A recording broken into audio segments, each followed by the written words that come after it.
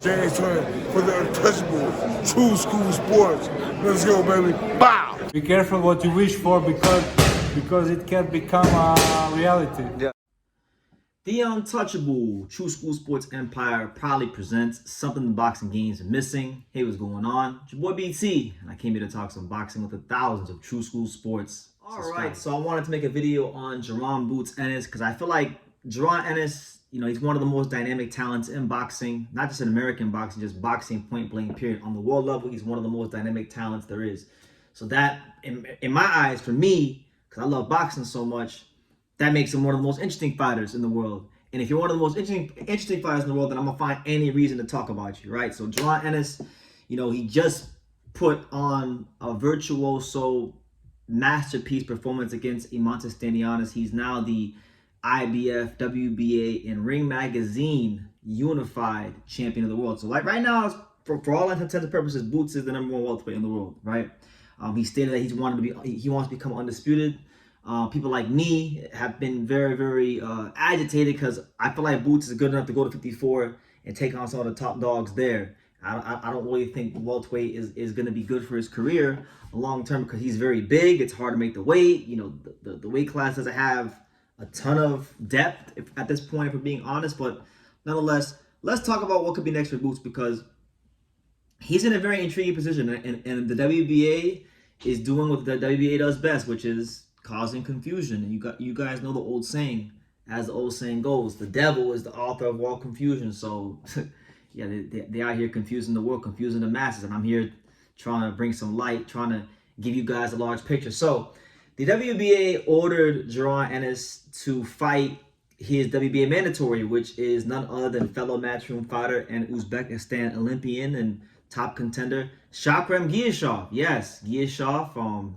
This is a guy in Giyashov that had a lot of hype when he turned pro, and then in the pros he hasn't really been able to build on that hype. He's kind of just been a steady fighter. He hasn't lit the world on fire with his performances, but he's been good. He's been solid. He ain't been special, but he's been solid, right? So that being said, Boots has to fight him, and I told you guys, if you guys watched that live with me when I went live for the Boots fight against Stanionis, I told you guys that Jaron Ennis is more than likely going to fight Shakrem Giyashov because Eddie Hearn is going to have to pay us a certain amount of money for Brian Norman Jr. that I don't think he was going to pay, right? So, and then Brian Norman has the Jinzazaki fight in his back pocket as well. So that wasn't going to happen. But now, sprinkle this into the fool with the WBA, Boots got to fight Giyashov. And I think Eddie Hearn will be more inclined to do the Giyashov fight because Giyashov is a matchroom fighter. It is an in-house fight. Therefore, it'll be easier to make.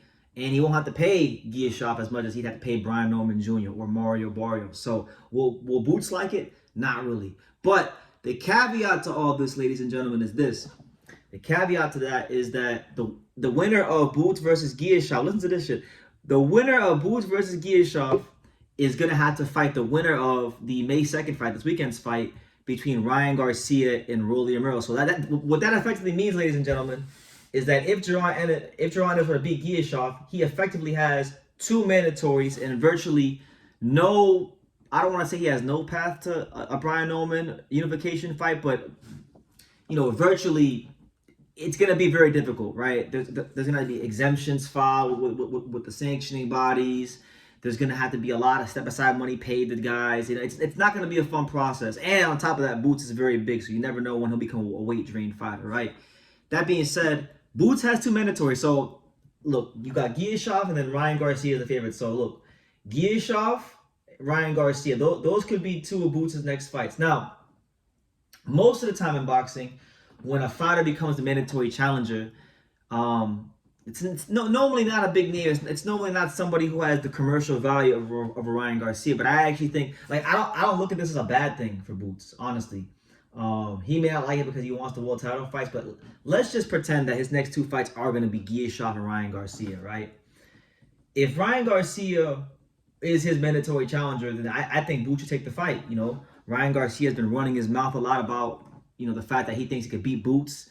Ryan Garcia has a big fan base, and just fighting and defeating Ryan Garcia will do nothing but enhance the profile and popularity of Jaron Ennis, which for me I think that's the only thing that needs to happen from in his career.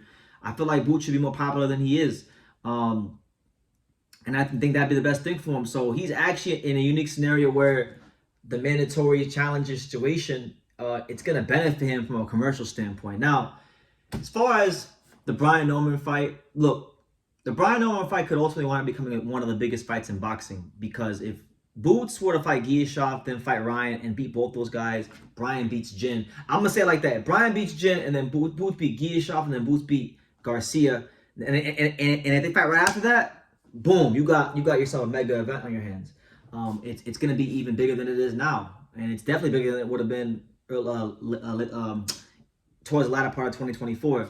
So look, I think Boots' team is gonna have to be very diligent about watching his weight and just watching him real closely in camp, because I do think the path to undisputed is gonna be very, very difficult. Not as far as him winning the fights, but as far as getting the fights. I think Boots will go on as a clear favorite in all the fights, with Brian Norman being his hardest, of course. But getting there is gonna be difficult, because this is the business of boxing, and oftentimes the business of boxing often interferes with the competitive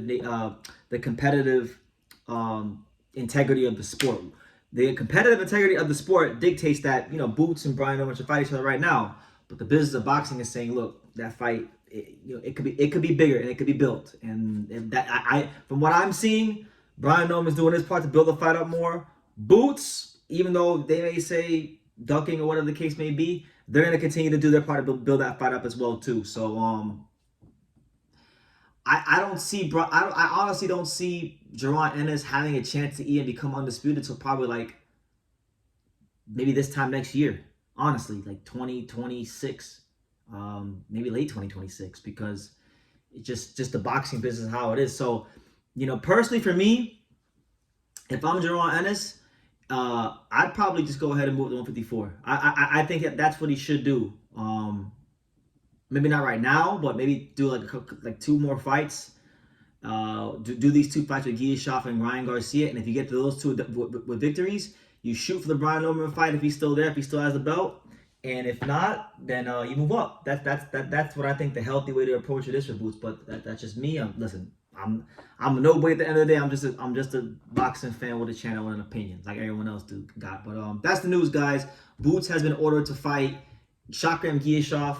Good fight. I mean, Giyashov is cool. I don't think Giyashov's like a world beater. I don't think he's a plus fighter, but he got a big amateur background, athletic, can box. Doesn't really seem to have more than one gear he can fight in. But you know what?